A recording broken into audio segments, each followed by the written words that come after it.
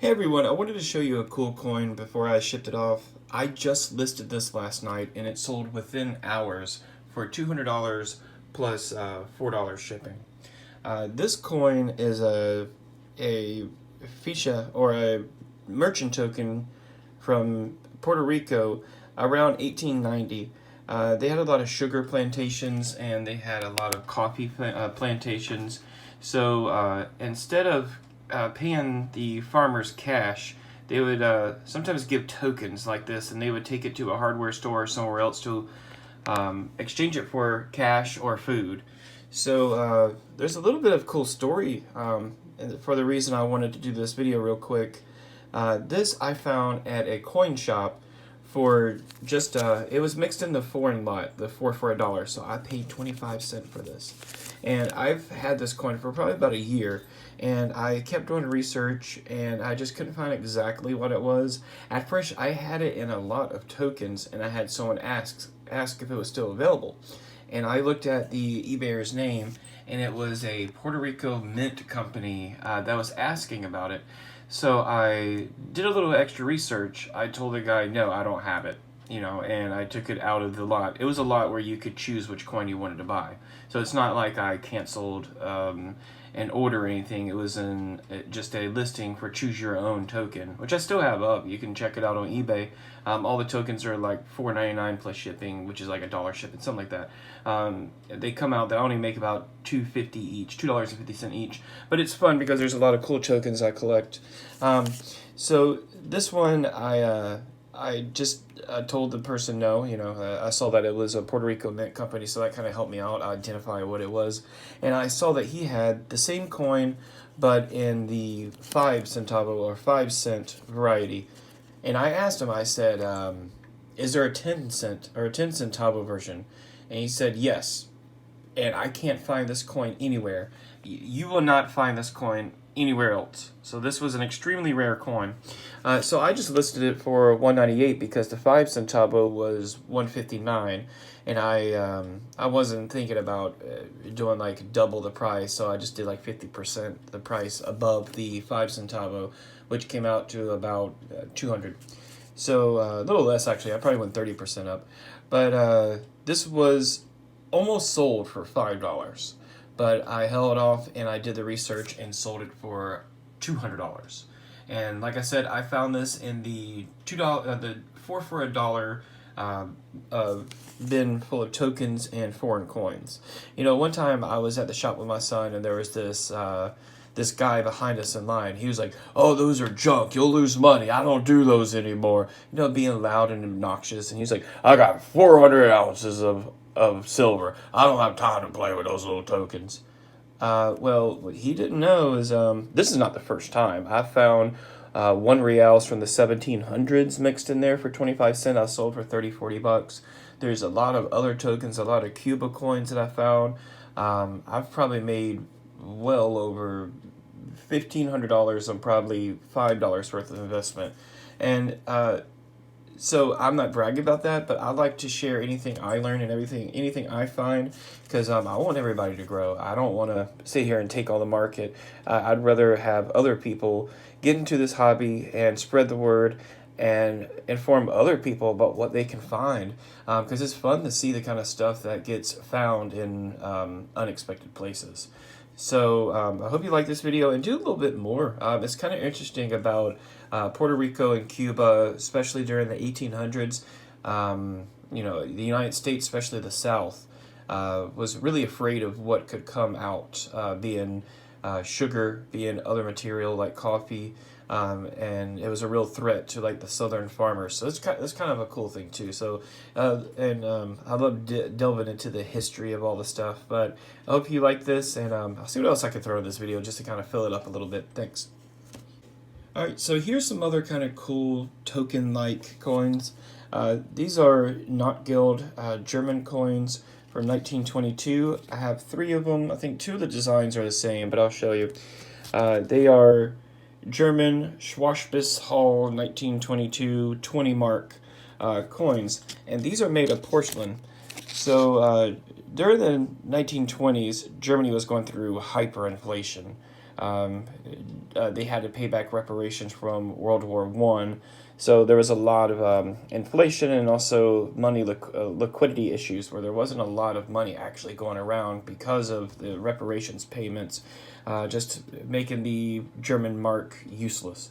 So these are made of porcelain, and what some crafters would do is make these 20 mark, and I have one that's a 10 mark coin, and sell them as emergency money, where you could sell these or exchange them for goods for someone that would accept them. And these go for about $50 to $60 each. You see, for being over 100 years old, they're really beautiful, and they're amazingly in still good condition for being that old, being porcelain. Which, if you're familiar, porcelain is very easy to break. So this is the 20 mark variety. You can see the hands and the shield on the back. Really beautiful. And here is a, let's see, open it real quick. I think this is a 10 mark. So this is a Gildorf 1922 10 mark. And you can see this one, Gildorf, that's a city in Germany. You can see the shield, and you can see the I guess statue in here. And here's another one. I think this is the same, but this one has a slightly different design. So this is Schwarzbiss Hall as well, 20 mark. Oops, sorry. You can see this one has a couple dancing on it with the hand and the shield. So I'll show you why these are popular then. So you can see they go today for about $189. That's for that pack. They go for about $50 each. That's the exact same one I have, but I have one in red porcelain. That's a white porcelain. But you can see these go for about $50 now. About $50 each. That one is a 2 mark. There's some 1 marks. Those are cheaper, but the 10 and the 20 marks are the most expensive. And I'll show you why these were traded and exchanged instead of currency. If you look at the German mark conversion to the dollar, so you can see between 1913 leading up to the war, it was pretty stable for these for years. 4 marks were equal to $1, $1 US, and then but by the time you get to 1920, you can see where the reparation payments kicked in.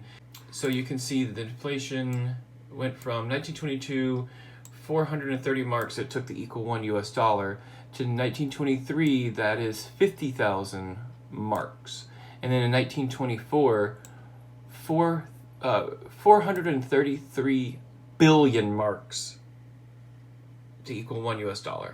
So instead of keeping useless paper, actually I have some. I can show you real quick. Hold on. So in here I have a couple of the German mark bills from the 1920s, so you can actually see how inflation really kicked in. Let's see. I'll show you this one first. So this is a 10 million marks.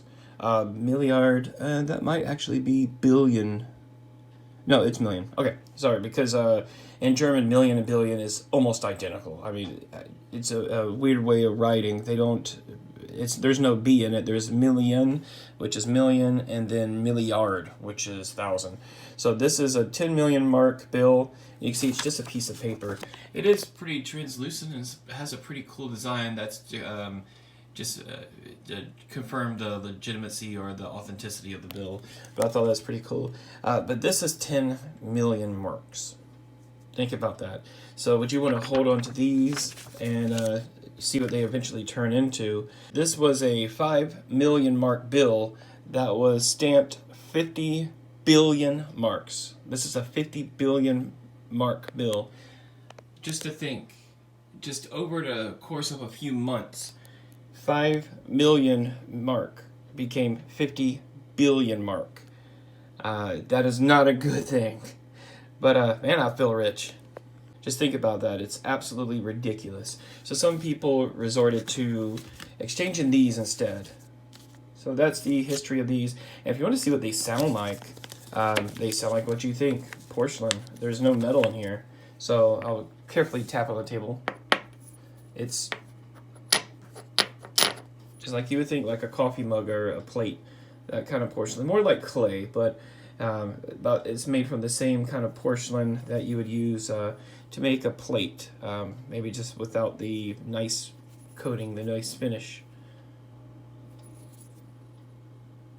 So yesterday I went to Antique Treasures in Watkinsville. You've seen it probably a few times in my videos, and he allowed me to buy some quarters at $5.50. Right now the melt is $5.70. But the reason why I'm mentioning this is I want to show you something that he had in his store, which he is not a person that's sensitive to history, because you shouldn't be sensitive to history unless you were directly attacked or directly part of it. Then you might be sensitive, but history is history. I can show you one thing before I get to the next video. So here is something that should prove what I'm saying is not all history should be offensive unless you're part of it, but I don't agree with this either. I just bought this to kind of show around. That is Mao Zedong, still today on the yuan, and he is considered the most prolific murderer in history. So I didn't get this from his store, but his store does have a lot of Civil War and World War II items there. So that's what I'm getting to. But here's some cool quarters, and I'll get to his video. And I just want to explain why I'm showing it. I'm not showing it because it's something that I like. I actually find the Civil War an embarrassment of the United States. Even though I live in Georgia, I am totally against the secession of the United States on the South, because actually the Confederates were tricked or maybe aided by other countries and used to fight against the United States to collapse it. So I'm totally against the Confederacy, but it is history. So when I see a Confederate flag, I don't get mad. That's part of history. And when I see what I'm about to show you, I don't get offended either. I see it part of history. So here we go. Hope you enjoy.